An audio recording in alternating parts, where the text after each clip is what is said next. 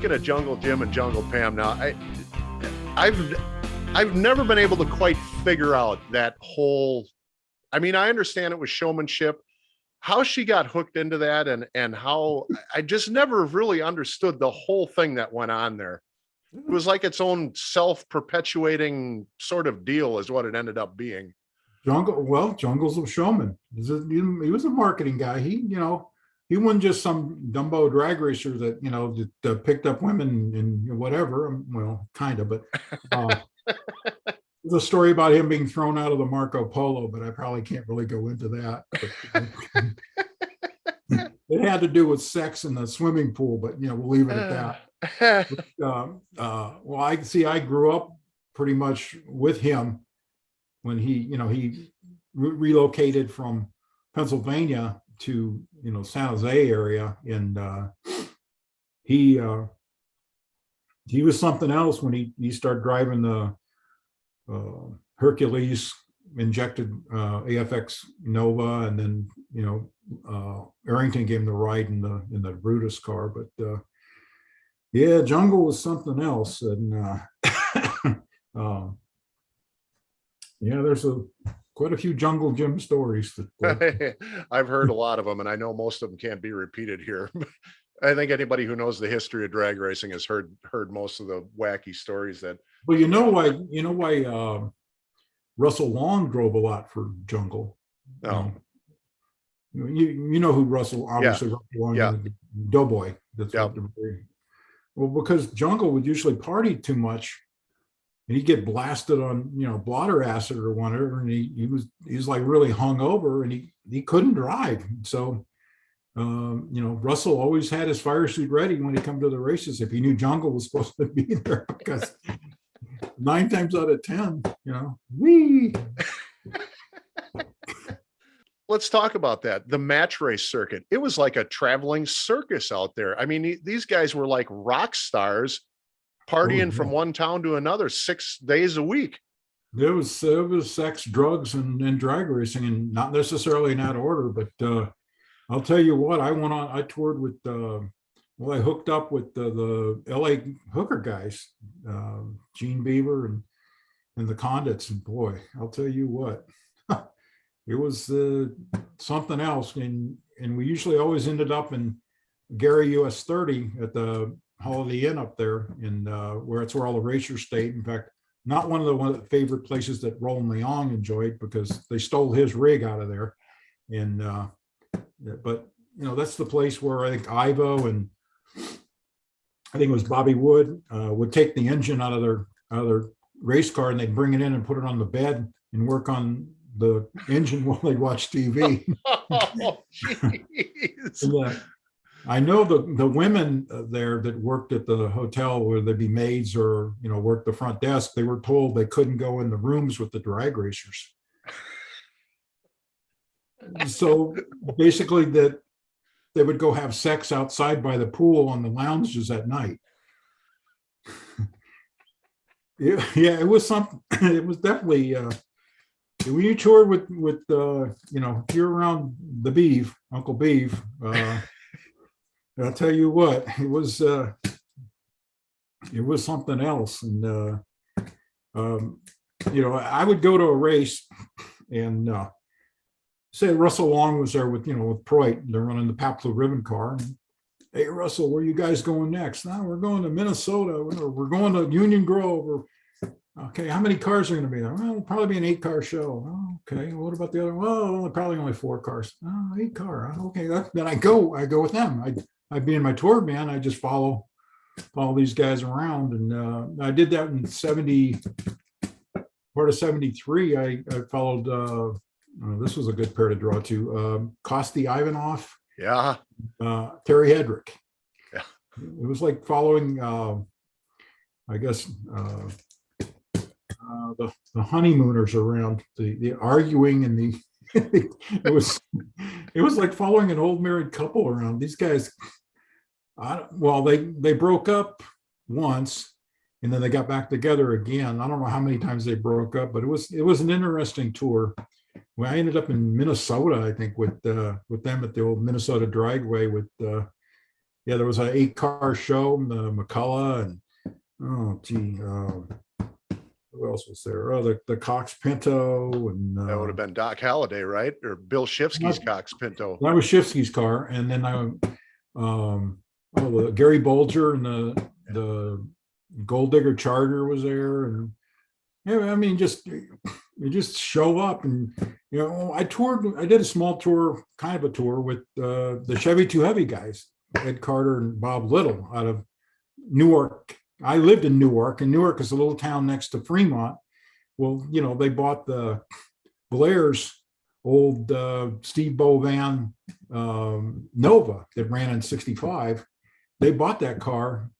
Yeah, bought that car. It ran in 65 and 66. And then they bought the car, refurbished it, and ran it in 67 and 68. Well, it was actually 68. They lengthened the car and they changed the name. But there was something else with those guys, because car was outdated. They didn't care. They were just having fun. They just, and CJ Hart would, yeah, bring your car down. I'll pay your gas money, back and forth or whatever. So that's how we ended up at Lions so much, because CJ took care of them. And they always expected to lose first round. They were like, oh, well, first round money. Yeah, okay. But one night, 1967, right? They were facing off. This number one car was Pat Foster driving Kirby's fiberglass Trends. It was like, what was the old? It was the Beach City Corvette before it was the Beach City Corvette. Yep. The open air convertible, whatever you want, roadster style. Yep. And Foster had run 200 miles an hour that night. I mean, Foster is like, it's like, okay, well, we just should give the winner's money to Foster, because, everybody else is pretty much, well, Carter and Little, the Chevy, they drew, that's who they had to race first round, because they were low. They were on the bottom of the totem pole, so to speak. So they beat Foster. Wow. Foster does this magnificent wheel stand, about 3-4 feet, right? And Carter's, in this, this chug. He's one of those deals, right? I mean, probably a fuel bike could put the thing on the trailer. I mean, it wasn't really that fast, but he left on Foster, and Foster just nailed the throttle, and the thing brought the front end up, and Foster trying to get the thing to come down. He gets it to come down. He goes back up and starts to cross over the center line, and we won. We couldn't believe they didn't, it's like, we're going to the second round. They didn't know, they didn't even know the process going into the second round, because so you actually spent some time up at Minnesota Dragways, right? Unfortunately, that I never got a chance to go to that track. It was a cool place. I like that place. They were nice to me. They were very, very nice. And most of the times I didn't have problems. I mean, there was a few that, but if I was working for Argus, I'd bring out magazines, and I'd have a tour van all painted up and everything. And oh yeah, okay. And then I think I told you I did World of Outlaws stuff too. I did some of their stuff, and I basically would show up, and I'd have magazines with that, or I'd get a hold of the guy that was the World of Outlaws PR guy, and he would get me credentials. Because when I lived in the Midwest for a while, in fact, I lived in two places. I had a place in Hinsdale, Illinois, and I lived in Los Angeles. Well, in Hinsdale, they had Santa Fe Speedway, very cool place, and I shoot sprint cars, wing sprint cars. And then when the drag racing wasn't going on, I'd shoot the Racing Association wingless sprints at good old Ascot Park. Now that was I don't know whether Carl told you about that. I mean, I used to run into Carl all the time there he'd have a whole bunch of drag racers, and there wasn't anything going on. So they'd all go watch the crazy sprint car guys. But yeah, he told me he has a lifelong love affair with the sprint cars and the Outlaws and all that. And he actually got on a crew here at one point, not in the too far past, and was doing some crewing with a team out there in California. Well, I think he made a couple of runs in somebody's CRA car, and another drag racer that tried. I think he tried a wing sprint was Richard Tharp. Richard really? But Richard saw the world upside down most of the time. So no, I think Carl told me about him doing, open practice nights, and he'd go out there and get in the car and just make some laps. He said it fulfilled a lifelong dream for him to be able to do that. Yeah, well, Ron Capps is pretty good at going sideways too. I mean, yeah, he can truck pretty good, and so does Cruz Pendragon. Those guys, they do all right in the going sideways, but poor Richard, man. Richard's a hell of a drag race driver. Funny cars and top fuel, but man, he'd get too excited, I think, in the I ran into Richard. He was crewing for Shane Carson out of Oklahoma, and I ran into him, and we talked about that. That was another lifetime ago, but yeah. Well, so you did a whole lot of other photography. We focus on drag racing here, but you sent me some Major League Baseball, NHL. I especially enjoyed the pictures of Andy Gibb, Alice Cooper. I just saw Alice Cooper in concert here, I don't know, about 5 years ago with Iron Maiden. So, you've got some really neat stuff here that you've photographed over the years. Well, I used to hang out with, different photographers, different venues. Friend of mine in Michigan, the Michigan area, in Romulus, Michigan, he's was a rock and roll concert guy. In fact, I believe he went to Japan and was Kiss's original photographer in Japan. And I know he did a lot of stuff with Cheap Trick and all that. And so if he wanted to go to drag races, I get him a credential. If I wanted to go shoot some rock and roll, I go with him. So I ended up, shooting some pretty cool stuff on AC/DC, Cheap Trick. And then I did the Alice Cooper shoot for Popular Hot Running and for Cream magazine.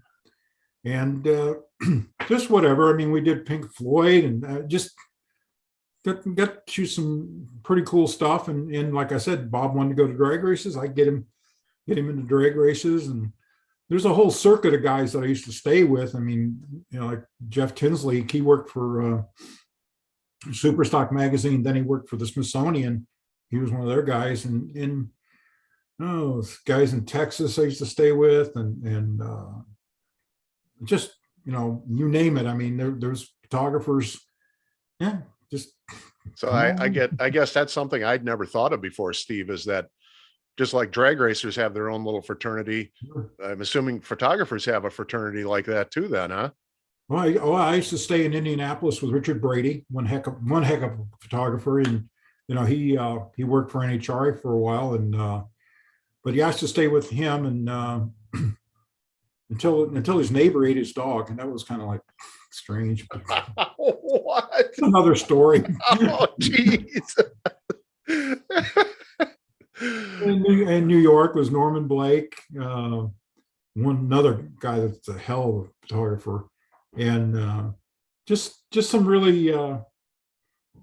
I mean, these guys were so talented, and I'd stay with them, and I'd learn from them, and they'd learn from me, and we'd go crazy together, and just like you said, there was a whole circuit of guys that I could stay with, and one of my first trips to Dallas to do the opening of the new Dallas at the time, the new Dallas drag strip, and D.D. Cleveland was a very well-known Texas drag racing photographer, and I'd met him at Pomona, and come on down, and he just treated me like I was gold. I mean, it just really, really a cool guy.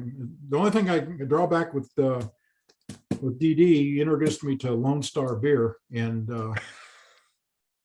after I pulled myself off the floor of a Texas bar, I vowed never to have any. So So you're talking Dallas International Speedway. Is Yeah, that the one yeah, you're talking about? It doesn't exist anymore.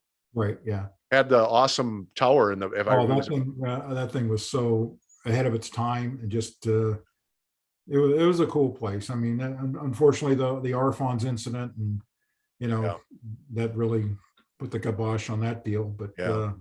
and unfortunately, people blame Art for that whole deal, but it was actually a faulty rear tire that Firestone had made, and Yeah. and Unfortunate incident too. no more drag racing for Art. Yeah, I know. And that's too bad. So along with all your photography here, I know that you've got, what have you got right now? Nine books in publication, and each one of them has got a theme to it, right? Funny cars and dragsters Yeah, and there's I did two self-published ones.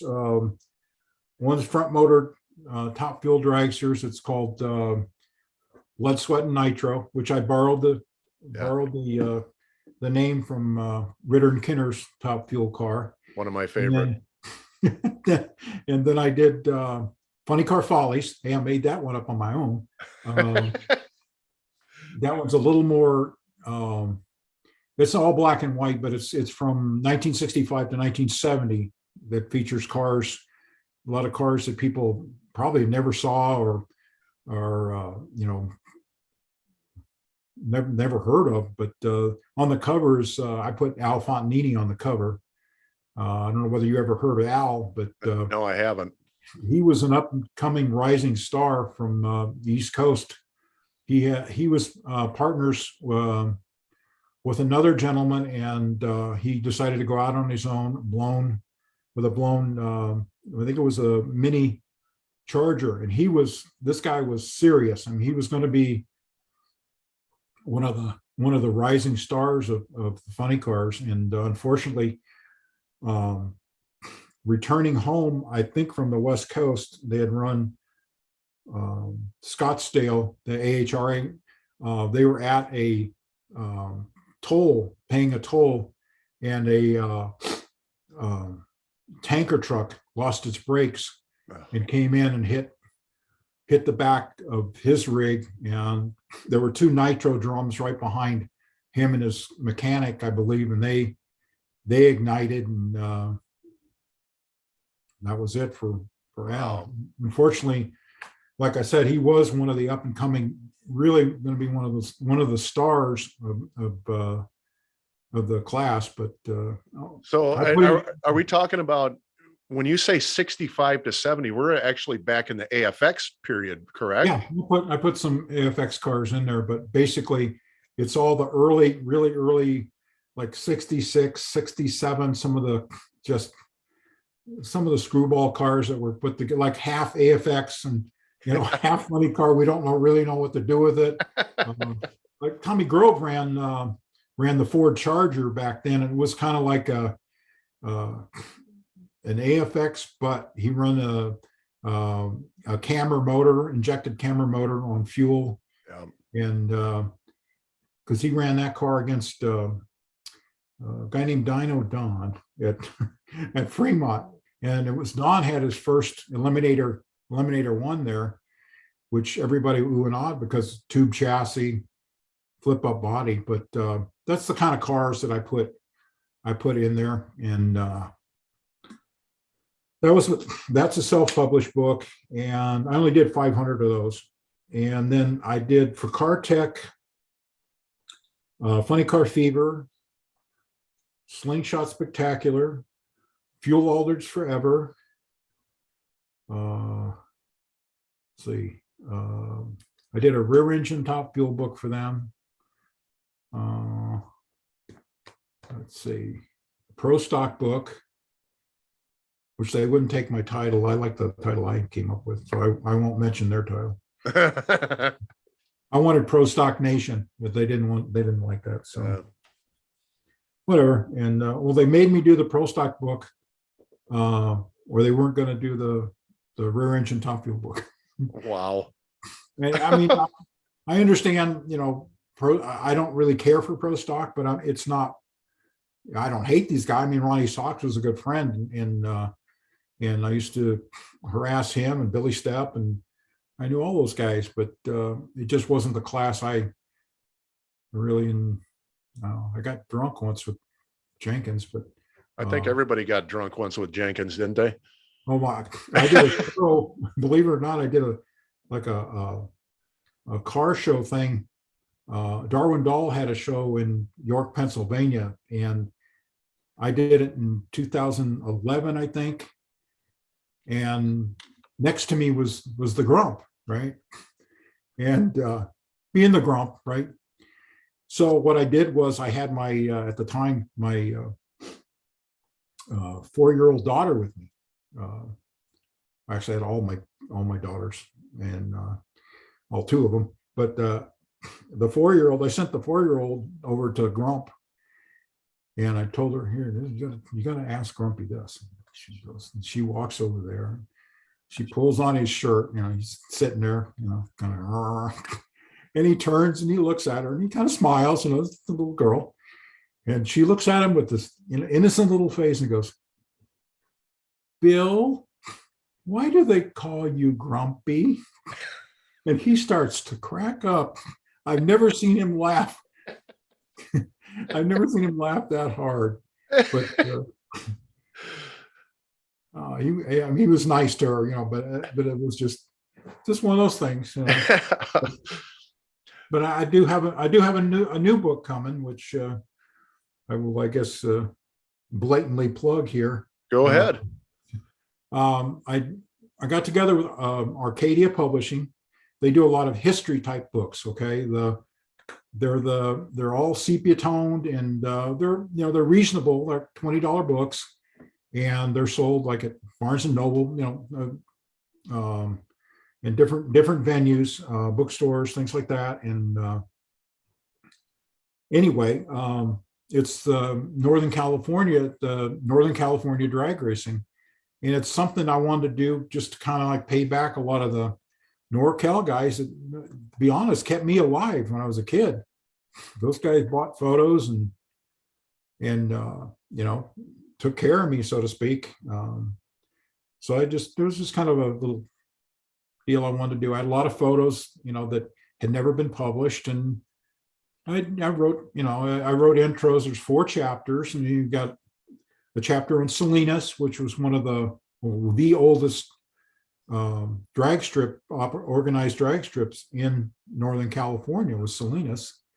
And then I did a chapter on the front motor top fuel cars in the whole spectrum, all the local guys like, the Bradley, Gary Armsby, Dennis Baca, Dwight Bale, Bill Dunlap, all those guys.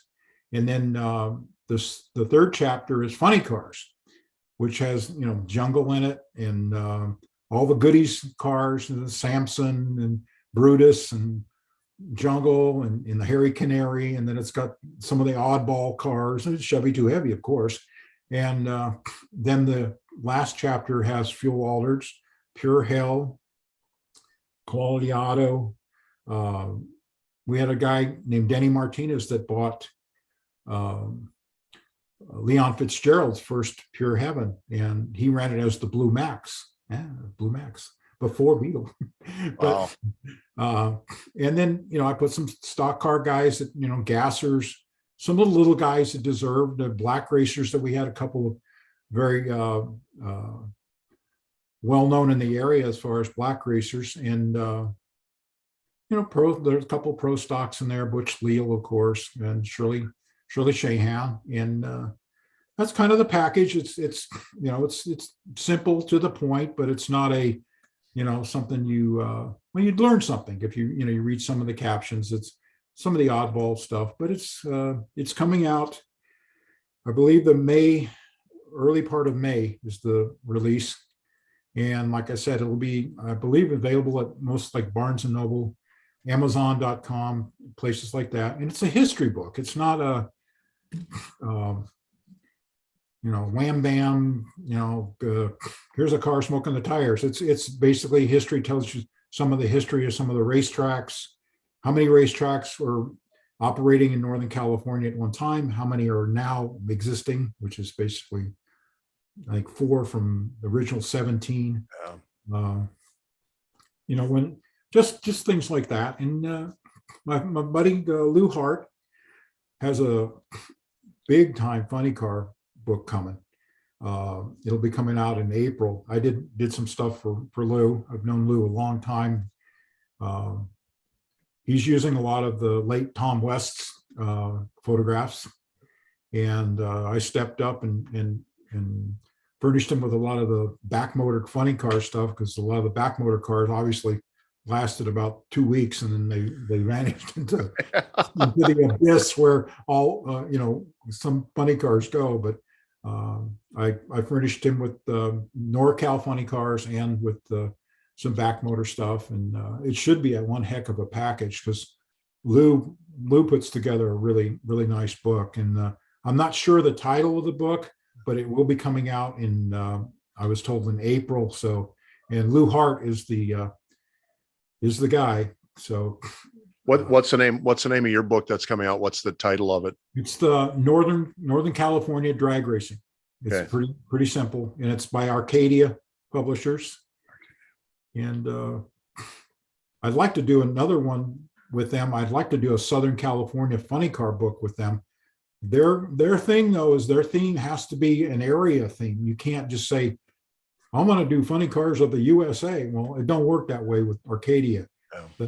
They want to key on a particular area, like Southern California, or a book on York, Pennsylvania train stations. That's the kind of books. This is a reach for them. Now, they did one book, on Indy racers, which was the kind of it's not in their wheelhouse, but I guess it was successful enough where when I pitched the drag race thing, NorCal drag racing, at first I pitched NorCal drag strips to do a book on, and they said, no, we want it more personable, more people to appeal for the people. So I gung ho went for it, and that's basically what I have coming out right now. So I'll be, I'm 54 years old, so I have to learn this history as I go here. And that's kind of what we do here. We're sort of focused on the cars are great. Love the pictures of the cars. There's enough of that out there. What we're really trying to focus on here is the people side of it. And I can tell you right now, I'll be one of the first to buy this book, because there's so much about the NorCal scene that I don't know. And the focus of a lot of the publications was on the Southern California scene. I mean, it was the hotbed of drag racing. Oh, yeah, that was, I agree. I mean, but still, our NorCal guys, yeah. Well, I can guarantee you I'll be one of the first to buy this book, because any knowledge I can put in my head, I'm going to put in there. So I guess one of the things I wanted to ask you about is Steve Reyes on Tour. Reyes on Tour. What is that? Is it a website? I mean, I see a lot of your articles, and I've come across them as I do searches on Google, where a page of yours will pop up. Can you tell me more about that? Well, originally, Reyes On Tour was when I was working for Argus, and Tom Center was the editor of Popular Hot Rodding. Okay, Tom was a real motorhead. I mean, really, drag racing. That was, he really loved the drag racing scene. And anyway, he pitched to me. He says, "Well, I know you got a lot of stuff laying around that's never been published, or it's just stuff you'd like to see published." He said, "Why don't we do this? Why don't we call it Reyes On Tour? I'll give you a 2-page spread whenever you want in Popular Hot Rodding. You want to do fuel altereds? We'll do fuel altereds. You want to do front motor dragsters? We'll do that. You want to do gassers? We'll do that. You want to do jets? Okay." Said, "You want to do sprint cars? No problem." So whenever I'd gather up a bunch of photos, I'd show them to him. "Oh yeah, this is really cool. Garless fire burnout." Okay. So he had John Shaduga do a drawing in my head, right? And he plastered that, on on the title and everything, and away we went. And I just kept that Reyes on Tour. I just kept that that deal. So and that's how I guess I chronicle everything. Just Reyes on Tour, because I mean, I spent most of my life as far as doing photos traveling. I mean, I've been to every state in the union, every province in Canada, Australia a couple times, New Zealand, Japan a couple times, toured England with Raymond Beadle and the Blue Max. Now that's a whole different deal there with Waterbed Fred and Dale Emery. I'll tell you what, and they wanted me to go to Sweden with them. And I said, no. Well, I turned down Sweden. I said, no, I can't read the street signs there. That's what I told them. No.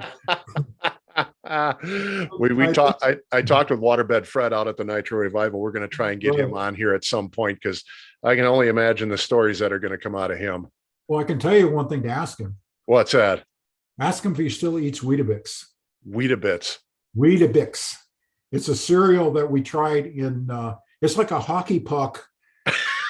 It's like a hard hockey puck that's wheat.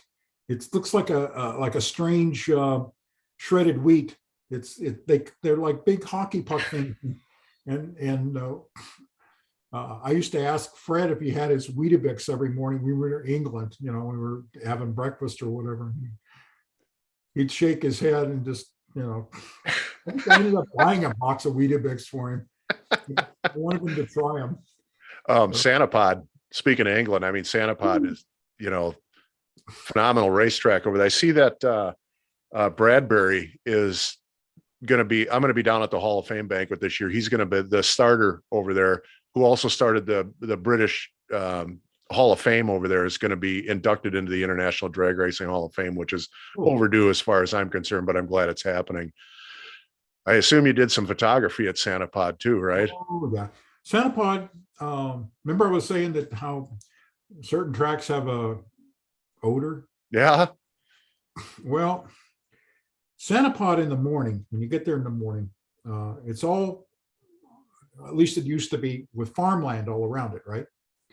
Okay, the farmers there would take pig excrement and pig blood, and they'd mix it, and they'd put it on all their crops around there. Oh, now the odor in the morning at Sanapod, okay, this is the one word that Roy Phelps was the manager when I was there.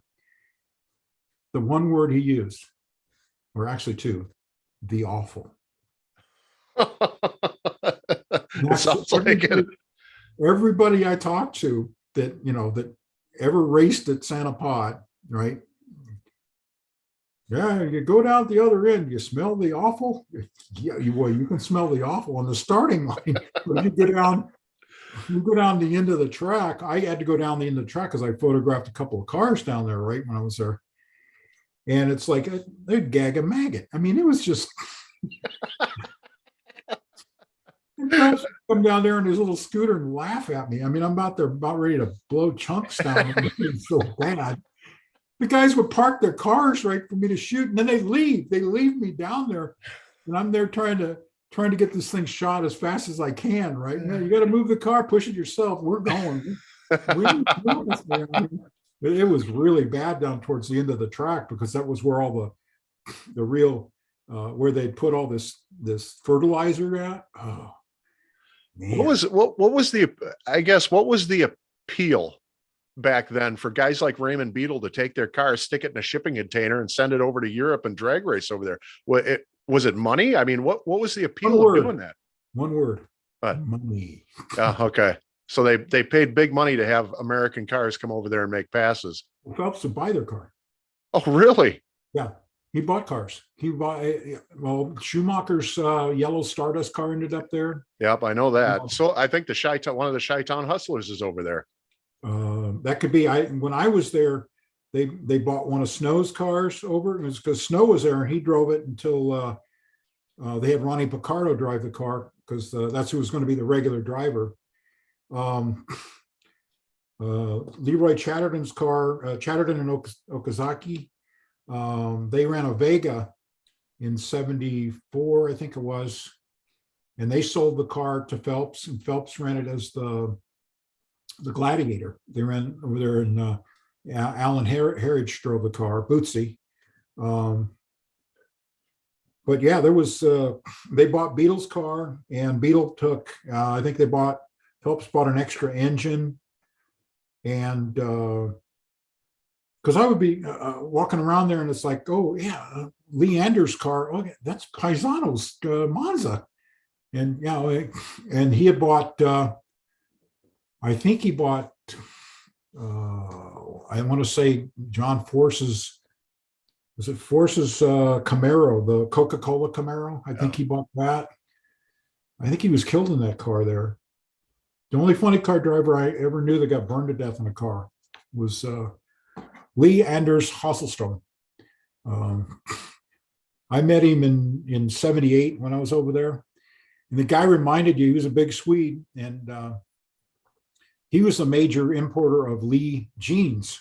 That's why they called him, his first name was Anders, but they called him Lee Anders Hasselstrom, but he went by Lee Anders. And guy looked like a Viking. I mean, you'd think of the big, tall Swede with the beard and the long hair.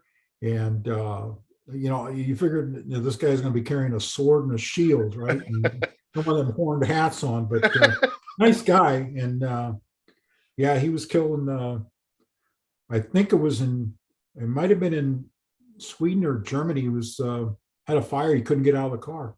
Oh. This is before the hatches. They didn't have a hatch in the car. Yeah. But that was sad, because I liked Lee. He was a good guy. And then Bootsy, the other guy that drove he drove the Gladiator car. He basically drove everything around there in Santa Pod. He was killed in a jet car. Oh. So. Well, and not only with Santa Pod, but we, American racers used to head off to Australia too in the wintertime. I know John Force did a tour down there at one point. And did you ever do any stuff down in Australia? Didn't New Zealand have a racing scene also down there? Yeah, when I went down there, I went there with monster trucks is when I went. Okay. I know I believe the first American drag racers that went down there funny car wise was I believe Gene Beaver and the LA Hooker guys. But it was Beaver. I think they took a car down there, and I think Jim Adolph drove the car down in Australia. I'm not sure if they brought the car back or not, because they may have sold, because most of those guys just take the car, will take it one way, and then they sell everything, and then they fly back. Hedebeck and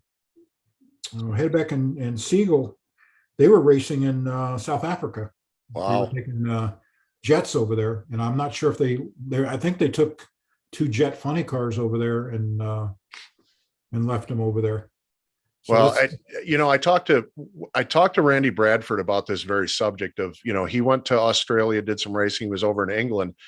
And what he told me was that the cars being put in a container like that with all the salt air and everything around them, he said they basically you got to tear the car completely apart and make sure the car hasn't rotted, because it's been in this container for 2 months. And he said it's quite the process, quite the deal to go through. So I guess that explains why they take the car there and just leave it there.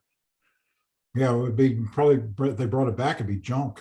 Well, that's so Reyes on Tour, for those of you out there that have never seen this, it's just amazing stuff. I can't tell you how much I've learned about the drag racing past by reading all these different pictures and the captions that go with them and all the stuff. And I suggest if any of you want to see some of Steve Reyes, maybe not so well-known pictures, take a look, just Google Reyes on Tour and you'll come up with some amazing stuff. So what's the future hold for you, Steve? What do you think you're going to be doing? I just been helping other authors. And like I said, I did the one book for Arcadia, and put photos together. Racers, once in a while, racers get a hold of me. Hey, I ran a blah, blah, blah, blah, blah. And, find top gas cars that nobody knew about, but I have photos of them. Yeah. And fuel cars, and owners get a hold of me. They want to buy some photos. That's fine. I try to take care of them. I have a couple of people that collect photos. Like I have one that just purchased about half a dozen photos of Al Hanna, and he sent them to Al, and Al's going to, he'll sign them and return them. In fact, he did a thing with Doc Holliday just here recently. Oh, really? To him. And in fact, today I just got a email from Paul Rossi, who ran a Mopar, I think a super stock back in the day. Really cool. He had a really cool, it was orange and white. I think it was a Charger or a Challenger. And then he had other types of Mopars, but I went to my vast archives, and which took me almost 3 years to put together, I might add, after I decided that I wasn't going to tour anymore. But anyway, I picked up some stuff for him. I'm going to do a PDF and get that to him. But it's just basically just hanging out. I got a new grandson, so first one. So, well, Obadiah, I dedicated my book to him, the new book. Very nice. Obi-Wan. My son-in-law is a big Star Wars fan, so also biblically challenged, but Obadiah, Yeah. Whatever. But we call him Obi, and he's he's a little over a month old now. He's doing good. So that's kind of like my project is, I guess, to hang out with Ob, and but I just take it one day at a time. Being almost 74 years old, I mean, it's like most of my friends are gone, of the photographers that I hung out with, and all the guys I learned stuff from. And it's like I always considered myself like the Frankenstein monster of the drag racing photographers. They put me together piece by piece, and that's how I learned to shoot color from Gerald Haddoff, and action photos from Tim Marshall, and composition and action from Jim Kelly, and et cetera, et cetera. Alan Ehrman, all these guys, Mike Mitchell, all these guys that were just phenomenal shooters. And most of them were, teenagers. We were just all, goofy teenage kids hanging out and giggling at people throwing parts at each other. And I mean, yeah, there's a race in Oklahoma City. Let's go. Thinking about, having $12 in your pocket and, trying to go somewhere. And, I helped Don Gillespie with his Lions series of DVDs. And he's been working on one on Orange County for seems like a century, but he'll get it done. And try to stay in touch with some of my guys that are still around. Well, you said something, and this is what amazes me about guys like you, Steve. Quite frankly, you guys did what you loved, whether you had money in your pocket or not, and it's part of the American dream. You bet. You got to suffer through that early time, right? And all of a sudden there it is for you. And I love stories like that, because I've always thought, I don't think I could have done that. I don't think I could have lived like that to get to where you're at now today. I'll tell you what, when I moved to Los Angeles from Northern California, and I moved because that's where all the magazines were. That's where the racing was. I mean, I could go every weekend and shoot, the Irwindale would run Top Fuel, Lions would run funny cars, when Fuel Alders here, Gassers here, whatever I needed to shoot or try to sell photos and shoot features or whatever. And when I left Northern California, I think I had $122 in my pocket. And I think I had a dresser, bed frame, and a couple of lamps. That was it. Mike Bagnod, who was a really good friend of mine, the late Mike Bagnod, he put the stuff in a trailer and he brought me down to LA. he basically knew I wanted to move, and he money out of his pocket, but he took me down to Los Angeles. And he used to feed me. I was so broke, and Mike and his brother-in-law owned a topless dance bar, a beer bar in Newark called the Booby Hatch, which also sponsored a race car. They sponsored a altered called the Booby Hatch. And that's how Mike got interested in drag racing, was that whole deal. I put that together. But if I was hungry, I'd go in there, and I was underage, to be honest, but my size and everything, that I never really was questioned. But the girls there, they would feed me. Mike would tell them, make them a sandwich, or give them a soda or whatever. And that's how I existed for a while.